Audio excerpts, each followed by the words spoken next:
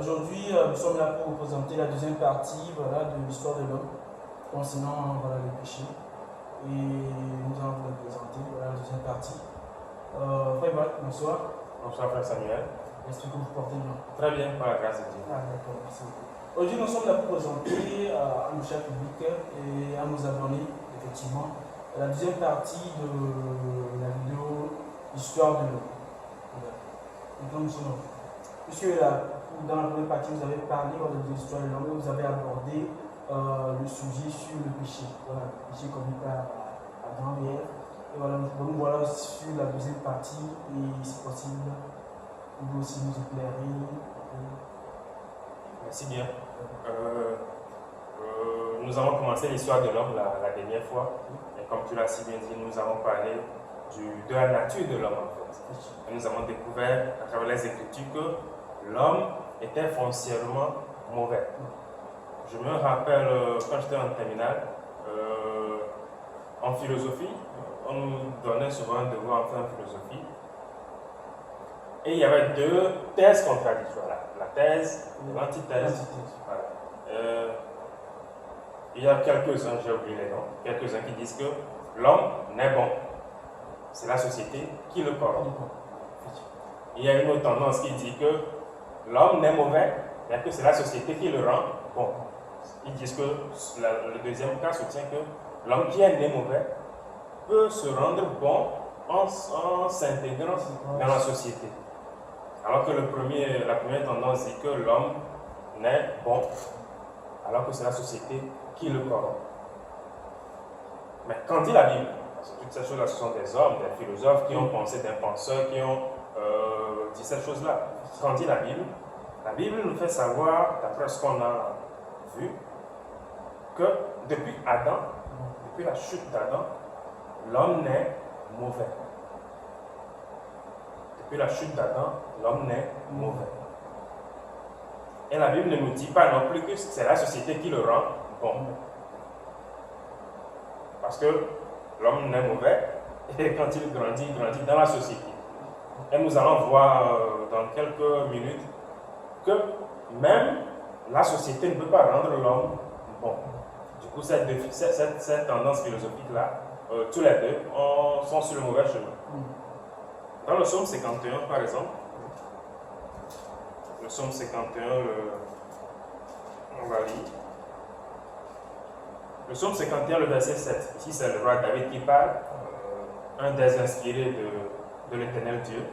Le verset 7 dit: Voici, je suis né dans l'iniquité. Ma mère m'a conçu dans le péché. Ça, c'est une vérité universelle que le roi David, un des inspirés de Dieu, nous a révélé dans ce psaume-là. Voici, je suis né dans l'iniquité. C'est-à-dire, quand il est sorti de sa mère, il est tombé dans le péché en même temps. Et ce n'est pas, tu vas encore plus loin. J'aime bien cette tendance-là. Il dit: et ma mère m'a conçu dans le péché.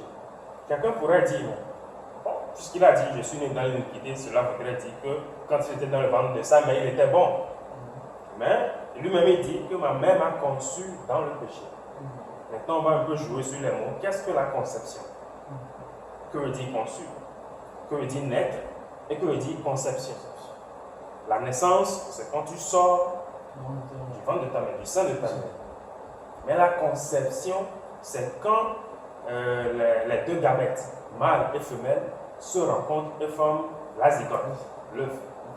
Je me souviens un peu des sciences naturelles. La zygote. Dès que les deux gamètes, sperme et ovule, se rencontrent, là, il y a conception.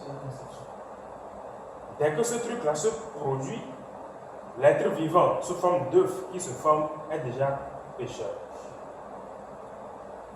Pourquoi? C'est à cause du péché d'Adam. C'est à cause du péché d'Adam que tout homme, dès sa conception dans le sein de sa mère, dans l'utérus de sa mère, est déjà pécheur. Et c'est ce que David aussi a découvert ici. Maintenant, nous venons de prouver que l'homme n'est mauvais. L'homme n'est pécheur. Les philosophes disent, une tendance philosophique dit, la société le rend bon. Mais nous allons voir comment Dieu voit l'homme dans la société et s'il y a un espoir de bon, entre griffes, de l'homme dans la société. Pour cela, nous allons lire dans Ecclésiaste 7, le verset 29. Ça dit ceci. Seulement, voici ce que j'ai trouvé. Ici, on va voir celui qui a écrit le livre d'Ecclésiaste. C'est aussi important. Ecclésiaste chapitre 1, verset 1 dit ceci. Parole de l'Ecclésiaste, fils de David, roi de Jérusalem. Autrement dit Salomon. Autrement dit Salomon. C'est très important ça, parce que Salomon, un très grand sage, qui a pris son temps à réfléchir sur toutes choses et à expérimenter toutes choses. Du coup, on peut croire en ce qu'il a dit, on peut lui faire confiance. Ecclésiaste 7, 29 dit, seulement, voici ce que j'ai trouvé. C'est que Dieu a fait les hommes droits. Ça, c'est important. Dieu a fait les hommes comment? Droits.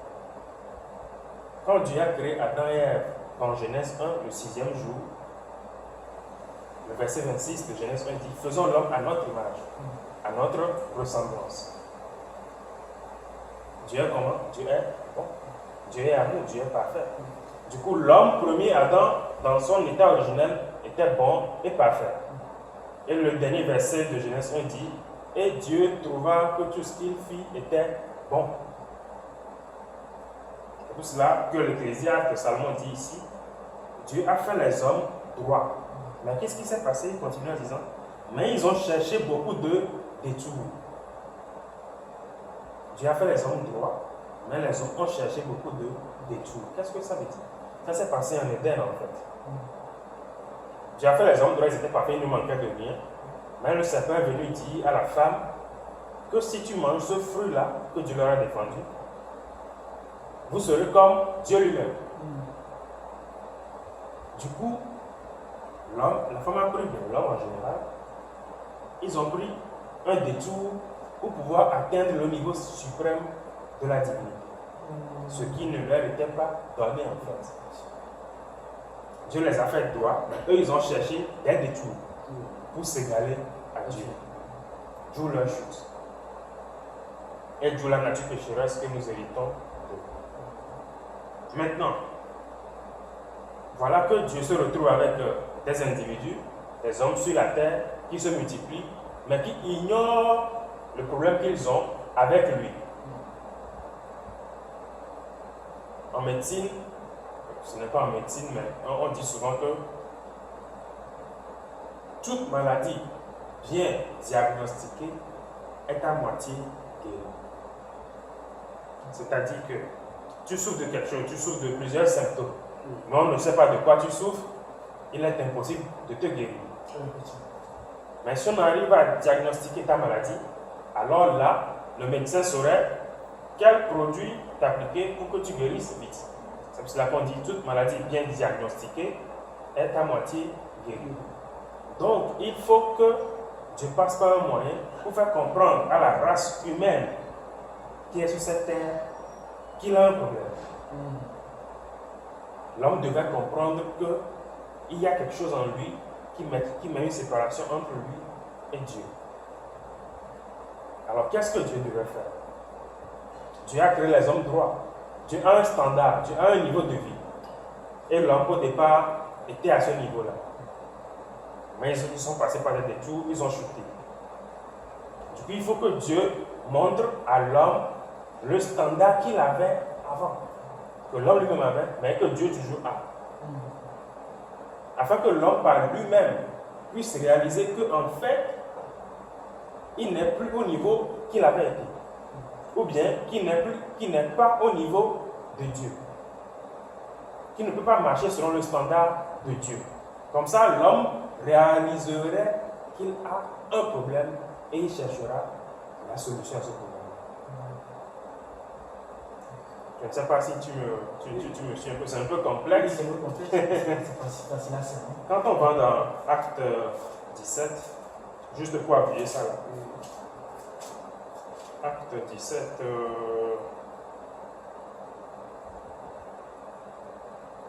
verset 26-27. Il a fait que tous les hommes, sortis d'un seul sang, habitent sur toute la surface de la terre.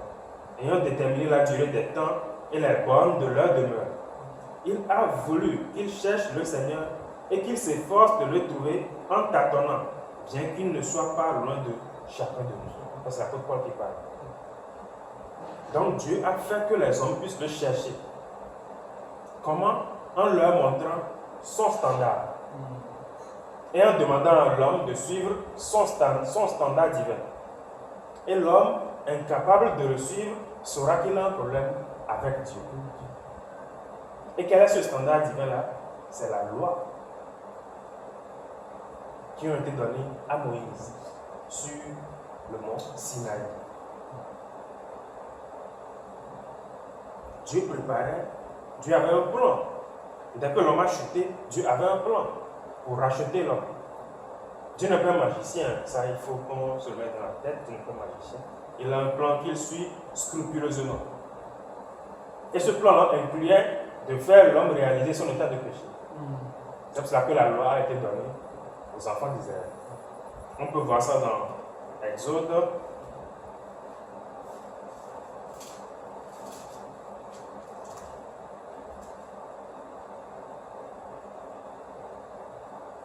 Exode 20.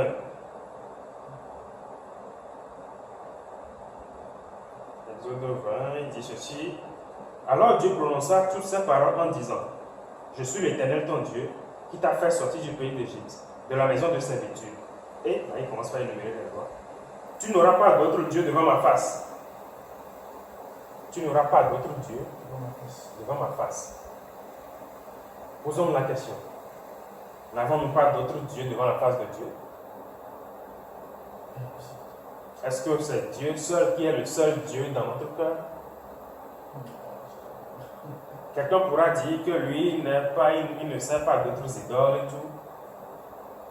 Mais est-ce que tu ne sers pas d'autres choses? On dit souvent que ce footballeur-là renommé, c'est mon idole. Du coup, quand il vient jouer, je dois le suivre. Tout ce qu'il fait, je dois le faire aussi. Autrement dit, ce n'est pas forcément d'avoir une idole. Ce ne sont pas seulement des idoles dans la chambre fabriquées et tout. Voilà. Mais tout ce qui occupe la première place dans ton cœur qui n'est pas Dieu, c'est déjà une idole. Parce qu'il a dit que l'amour du monde est aussi de l'idolâtrie. Il a aussi dit que la gourmandise est une idolâtrie. Mais tu places la nourriture en première position. Et en allant, il y a les lois qui sont énumérées là-bas. En fait, dans tout ce que Dieu a dit à Moïse, il n'y a pas seulement 10 commandements. Les gens pensent qu'il y a seulement 10 commandements. Ce n'est pas vraiment ça. Il y a 613 articles de l'ordre total. Wow. Les 10 commandements y compris. 613 lois à respecter. Les 10 commandements y compris.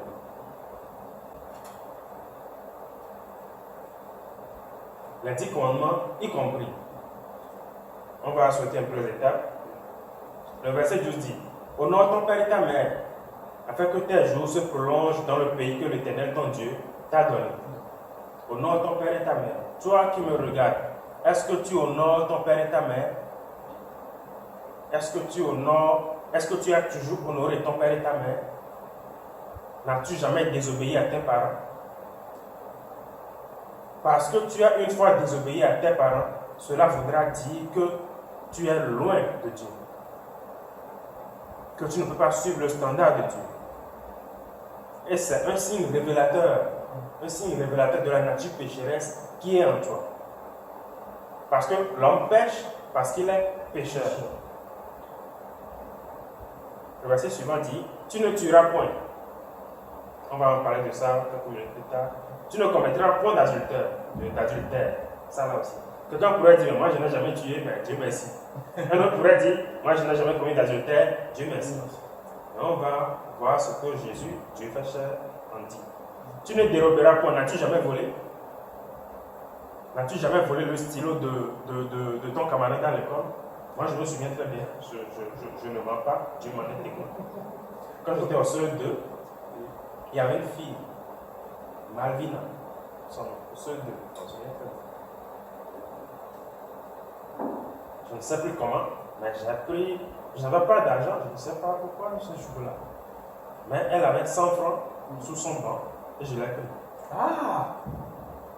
Quelques minutes après la récréation a sonné, Elle a cherché l'argent, elle n'a pas trouvé. Du coup, elle ne pouvait pas manger. Son frère était au CM1. Elle est allée chez son frère pour se plaindre et tout ça. Et quand je l'ai vu qu'elle pleurait, j'ai acheté le riz avec ses 100 francs et on a mangé ensemble. Vous avez eu de la peine donc quand vous avez partagé? J'ai eu de la peine parce que j'avais volé son argent. Et elle pleurait. Du coup, j'ai partagé le repas que j'ai acheté avec son argent avec elle. Du coup, j'ai volé ma bina au seul deux. Je vais lui envoyer cette vidéo là. C'est ce qu'on écrit souvent. Je me souviens aussi avoir volé quelques stylos que je gardais seulement à la maison pour les utiliser. Parce que si je les ramenais à l'école, le propriétaire me verrait. Et vous avez reçu le problème. Le problème. Qui n'a pas fait ça? Qui n'a jamais volé les pièces de ses parents? Toutes ces choses-là sont révélateurs de la nature pécheresse qui est dans l'homme. As-tu une fois commis ces péchés? Alors sache que tu as un sérieux problème avec Dieu. Tu ne porteras point de faux témoignages comme ton prochain. Examinez-vous vous-même pour voir si vous les avez fait ou pas. Le verset 17 dit, tu ne convoiteras point la maison de ton prochain. Et Dieu continue jusqu'à 616 articles de loi que l'homme devait respecter. Mais l'homme a su que ceux qui étudiaient la loi de Dieu ont su qu'ils ne pouvaient pas le faire. Et c'était ça le plan de Dieu. Que l'homme réalise à travers la loi qu'il lui a donnée qu'il était pécheur. Quelqu'un qui veut se montrer malin, il y a une loi particulière. On va le dire. Les petites, c'est-à-dire, on parle de standard de Dieu ici. Comment est-ce que Dieu est? Et ce n'est pas de la blague. On va laisser ce que je voulais lire dans les petits qu'on va venir après. Maintenant, on va aller dans Romains 1. Dans le Nouveau Testament. Quelqu'un pourrait dire que ce que je viens de dire là, c'est dans l'Ancien Testament. Ce que bon nombre de chrétiens disent aujourd'hui quand ils disent quelque chose. C'est l'Ancien Testament. Ils ne savent pas que l'Ancien Testament et le Nouveau Testament ne sont en fait qu'un seul testament. Romains 1, à partir du verset 28e. Comme ils ne se sont pas souciés de connaître Dieu, Dieu les a livrés à leur sens réprouvé pour commettre des choses indignes.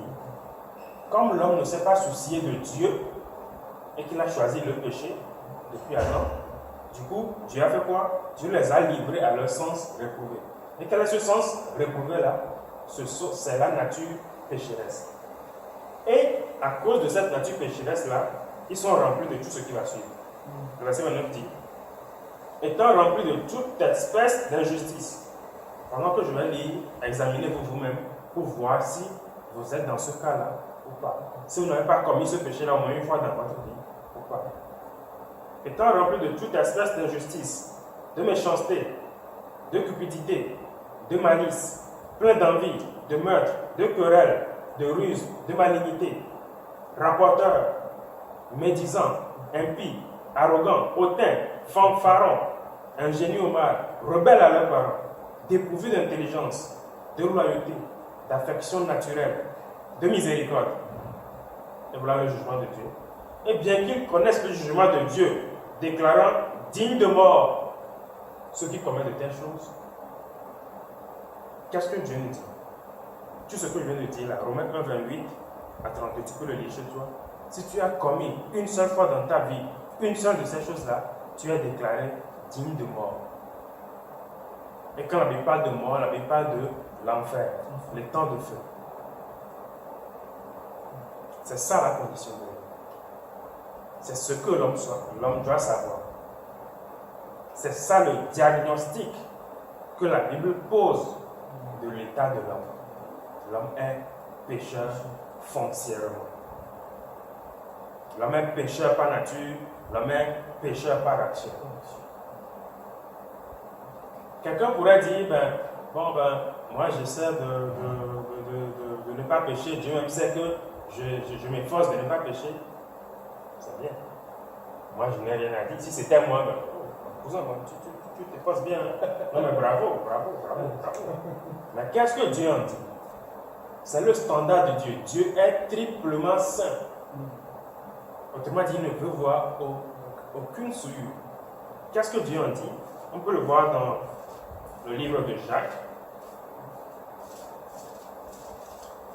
Jacques 2, le verset 10. Car quiconque observe toute la loi, mais pêche contre un seul commandement, devient coupable de tous. C'est terrible, Dieu aussi. Car quiconque observe toute la loi, autrement dit tous les 613 articles de loi, mais pêche contre un seul, alors Dieu le considère comme ayant transgressé toutes les lois. Autrement dit, il y a 613 articles de loi, n'est-ce pas? Tu arrives à obéir à 612, mais tu as raté un seul. Autrement dit, tu as péché contre toutes les lois. C'est ça le standard de Dieu. Il est tellement saint. Combien de péchés a dernièrement commis? 1200 péchés? Non. Combien? C'est pas. Donc, il ne faut pas que les hommes pensent qu'ils essayent de ne pas pécher. Donc, non. Tu ne peux pas. Oui, c'est ça le souci. Tu ne peux pas. Ecclésiaste 7, 20 dit ceci. Non, il n'y a sur la terre point d'homme juste qui fasse le bien et qui ne pêche jamais. Il n'y a sur la terre point d'homme juste qui fasse le bien et qui ne pêche jamais. Personne ne peut pas dire, ne peut dire maintenant que lui ne pêche jamais. Tout le monde pêche sur cette terre. Et c'est ça le problème de l'humanité. C'est à cause de la nature pécheresse que nous tous nous avons. Il faut que l'homme arrête de se mentir à lui-même. Un verset dans le Galate dit, si quelqu'un pense qu'il est quelque chose, mais alors qu'en réalité il n'est rien, alors il se déçoit lui-même. Il se trompe lui-même. Comment un homme peut-il prétendre plaire à Dieu de par ses propres efforts? Examine ta propre vie. Je suis tombé sur un homme une fois, un de mes oncles, qui se dit chrétien. Il dit que lui ne pêche jamais. Qu'est-ce que tu me dis? Il dit lui ne pêche jamais. Je lui ai posé cette question. Est-ce que tu te coiffes? Il dit oui. Je me coiffe, voilà le problème. Je me coiffe. Tu te coiffes? Est-ce que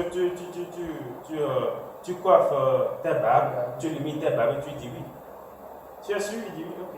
Alors on voit ce que Dieu pense de ce que tu es en train de faire. Et on est dans Lévitique 19. Vous savez, c'est là que je vais en parler après. Lévitique 19, le verset 27 dit ceci. Vous ne couperez point en rond les coins de votre chevelure, et tu ne raseras point les coins de ta barbe. Qu'en penses-tu? Autrement dit, le fait de se coiffer aussi, c'est un péché. C'est un péché. Donc, on sera abattu. Tu ne, Lévitique 19, 27, pour vous qui voudrez le lire, vous ne couperez point en rond les coins de votre chevelure, et tu ne raseras point les coins de ta barbe. Ça, c'est la loi de Dieu. Qu'est-ce que le péché? Le péché, c'est la désobéissance à la loi de Dieu, n'est-ce pas? Ce que Dieu a dit, tu n'y obéis pas. C'est ça le péché. Et qu'est-ce que Dieu a dit ici? Tu ne couperas point, tu ne te raseras point, tu ne couperas point les coins de ta barbe. Je lui ai demandé est-ce que tu le fais? Il n'a pas répondu jusqu'à là. En quoi est-ce que se coiffer, couper les coins de cheveux et barbe est un péché? On ne peut pas savoir. Mais c'est ça le standard de Dieu. C'est lui qui nous a créés. On ne sait pas pourquoi, mais c'est ça ce qu'il dit. Et le verset suivant, le verset 28, parle de ceux qui ont les tatouages. Vous ne ferez point d'incision dans votre chair, point mort, et vous n'imprimerez point de figure sur vous. Je suis l'Éternel. Il a encore précisé. Les tatoueurs, tout ça. Je suis l'Éternel. Quel homme peut-il prétendre sortir des griffes de la loi? Quelqu'un peut-il prétendre plaire à Dieu Dans Matthieu 5, on n'a pas le temps de le lire, Jésus a dit, il vous a été dit dans la loi, vous ne tuerez point. Même moi je vous dis, celui qui se met en colère contre son frère est coupable de meurtre. Ah, là c'est grave. Voilà. Est-ce que tu t'es déjà mis en colère contre ton frère? Alors tu es coupable de meurtre devant Dieu. Matthieu 5, 21 et puis 27. Il a aussi dit, celui qui insulte son frère imbécile est coupable d'être jeté en enfer. Matthieu 5, 27 dit, celui qui regarde une femme ou bien un homme et les désirs naissent de son cœur est déjà coupable d'adultère. Ne fais-tu pas ces choses-là? Alors comment peux-tu prétendre dire que tu voudrais plaire à Dieu? Comment Dieu peut-il cohabiter avec toi si tu es dans cette condition de péché? Ésaïe 59, le verset 1 dit, non, la main de Dieu n'est pas trop courte. Ça là, tous les chrétiens le connaissent. La main de Dieu n'est pas trop courte, Dieu peut me sauver. Oui, c'est vrai. Mais Dieu dit ceci, la main de Dieu n'est pas trop courte pour vous sauver. Son oreille n'est pas trop dure pour vous écouter. Mais ce sont vos péchés, vos iniquités qui font que je me détourne de vous. Que je ne veux point vous écouter, que je ne veux point vous voir. À cause des péchés que tu commets, que tu as commis et que tu commets toujours, Dieu s'est détourné de toi. Et dans Jean 9, je pense, il a aussi dit que Dieu n'exauce point le pécheur. Nous savons que Dieu n'exauce point le pécheur, c'est ce qu'il a dit. Voilà le problème que l'homme a avec Dieu. Du coup, l'homme est devenu ennemi de Dieu et ami de Satan. L'homme est devenu ennemi de Dieu et ami de Satan. Bon, quand vous parlez de l'homme est devenu ennemi de Dieu et ami de Satan, ça ne semble pas trop clair. Puisque bon, on est pécheur, on me dit la vie, on est pécheur, mais pourquoi, vu qu'on est pécheur, comment bon, on peut dire qu'on est ami du diable? Parce que bon, on est pécheur, mais ça ne veut pas dire qu'on est ami du diable. Parce que bon, on peut le penser aussi de cette manière. Bien. Qui a introduit le péché dans le monde? D'abord, Ephésiens 2, verset 1 dit, vous étiez morts par vos offenses et par vos péchés. Le verset 2 dit ceci, dans lesquels vous marchiez autrefois, selon le train de ce monde, selon le prince de la puissance de l'air, de l'esprit qui agit maintenant dans les fils de la rébellion. Les fils de la rébellion, c'est qui? Ce sont les pécheurs. Selon le prince de la puissance de l'air, de l'esprit qui agit maintenant dans les fils de la rébellion. Pourquoi est-ce que tu pêches? C'est parce que tu es fils de la rébellion. Qu'est-ce que ça veut dire? Qui s'est rebellé contre Dieu? C'est Satan. Et Satan a poussé l'homme aussi à se rebeller contre Dieu. En péchant, autrement dit, qu'est-ce que veut dire pécher? En désobéissant. Si moi je désobéis toutes les fois à telle loi, est-ce qu'on sera amis? Donc tu désobéis aux lois de Dieu, tu pêches contre Dieu. Pourquoi voudrais-tu être ami avec Dieu? Lui se détourne de toi, il ne veut pas te voir. Parce que tu fais partie de la cohorte de Satan. Il y a un autre verset qui dit clairement que les pécheurs sont ennemis de Dieu. Je pense que je suis au plus maintenant. Ça mettrait un peu de temps. Les pécheurs sont ennemis de Dieu. Tout pécheur. Je vais le chercher la prochaine fois, on en parlera. Et c'est ça le problème. Dans le livre d'Apocalypse, il est dit que à la fin, tout homme sera jugé selon ses œuvres. Apocalypse 20, le verset 11. Puis je vis un grand trône blanc, celui qui était assis dessus et celui qui était assis dessus. La terre et le ciel s'enfuient devant sa face et il ne fut plus trouvé de place pour eux. Et je vis les morts, les grands et les petits, les grands et les petits, même les petits enfants, parce qu'ils ont la nature pécheresse en eux, qui se tenaient devant le trône. Des livres furent ouverts et un autre livre fut ouvert, celui qui est le livre de vie, ça c'est différent. Et les morts furent jugés selon leurs œuvres, d'après ce qui était écrit dans ces livres. tout le monde qui passera devant le trône de jugement sera jugé d'après ses œuvres, ce qu'il a fait. Qu'est-ce que tu fais en ce moment? Comment est-ce que tu es en train de vivre? Pourras-tu dire que tu n'as jamais péché contre Dieu, même une seule fois dans ta vie? Soyez honnête avec vous-même, afin que vous puissiez diagnostiquer le mal du péché qui est en vous, et afin que la solution que Dieu même a prévue pour cela vous soit communiquée. Le verset 14, 13 dit, la mère rendit les morts qui étaient en elle, la mort le séjour des morts rendit leurs morts qui étaient en eux, et chacun fut jugé selon ses œuvres. La mort et le séjour des morts fut jeté dans les temps de feu. C'est la seconde mort, les temps de feu. Verset 15. Quiconque ne fut pas trouvé écrit dans le livre de vie fut jeté dans le temps de feu. Quiconque ne fut pas trouvé dans le livre de vie fut jeté dans les temps de feu. D'après ce verset, quand on le lit automatiquement, il y a une échappatoire. Quelle est cette échappatoire-là? C'est d'avoir son nom écrit dans le livre de vie. Maintenant, comment est-ce que ton nom peut être écrit dans le livre de vie? Ça, c'est la bonne question. L'homme est pécheur. Romains 3,20 dit que c'est pour que l'homme prenne connaissance de son péché que la loi a été donnée. Et par ce qu'on vient de lire dans la Bible, dans la loi de Dieu, si tu es honnête, tu reconnaîtras que tu es pécheur. Si tu ne l'es pas, je t'invite à réfléchir encore sur toi-même, à écouter encore cette vidéo, à lire la Bible et à réfléchir sur toi-même. Et il y a une solution, le livre de vie. Comment donc peut-on voir son nom écrit dans le livre de vie? C'est par la nouvelle naissance. C'est par la nouvelle naissance. C'est par la connaissance de la vérité. Jésus a dit dans Jean 8, 32, vous connaîtrez la vérité vous affranchira.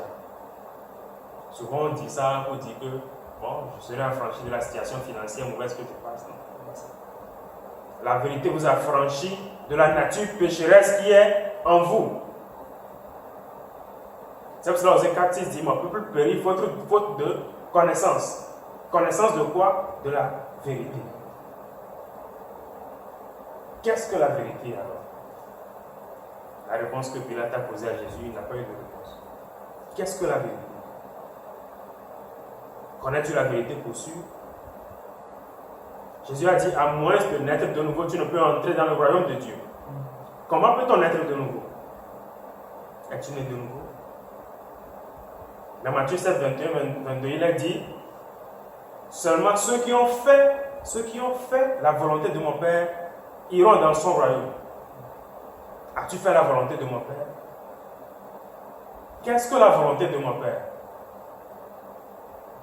Si tu ne peux pas me dire ce qu'est exactement la volonté de mon Père, alors comment peux-tu prétendre dire que tu as fait la volonté de mon Père? Parce qu'il faut savoir ce que c'est d'abord avant de le faire. Quelqu'un qui est intelligent pourra me dire, la volonté de mon Père c'est d'obéir aux lois de Dieu. Peux-tu obéir aux lois de Dieu? Puisque c'est la loi qui a diagnostiqué notre mal de péché. Autrement dit, personne n'est capable d'obéir aux lois de Dieu. Du coup, ce n'est pas ça la volonté de mon Père. Qu'est-ce que alors la volonté de mon Père? Bien-aimés téléspectateurs, téléspectatrices, nous vous invitons à l'une de nos conférences que nous organisons ici et là en Afrique et partout dans le monde entier. Et dans cette conférence-là, nous amenons les participants à travers les mots de la Bible à découvrir ce qu'est la vérité et à expérimenter la nouvelle naissance. Je vous remercie. Merci beaucoup, frère Ebrahim, pour l'explication. J'espère que le charmant public et nos abonnés ont pris conscience de leur état pécheresse et vont toutefois se prononcer sur une conférence pour réaliser la nouvelle naissance. Et s'il plaît à Dieu, ce sera pour bientôt. Le mot de fin, je vais lire Jérémie 17, le verset 9 et 10. Il dit, Le cœur est tortueux par-dessus tout. Et il est méchant. Qui peut le connaître? Moi, l'Éternel, j'éprouve le cœur. Je sonde les reins pour rendre à chacun selon sa voie, selon le fruit de ses œuvres. J'invite tout le monde à regarder dans son cœur. Si Dieu voit dans ton cœur maintenant, qu'est-ce qu'il va voir? Afin que tout le monde puisse humblement vraiment réaliser qu'il est malade du péché et ainsi chercher la solution que Dieu a déjà préparée d'avance pour lui. Merci beaucoup. Merci à vous. Merci, cher charmant public et cher abonné. On se dit bonne nuit et à la prochaine. À la prochaine. Bye.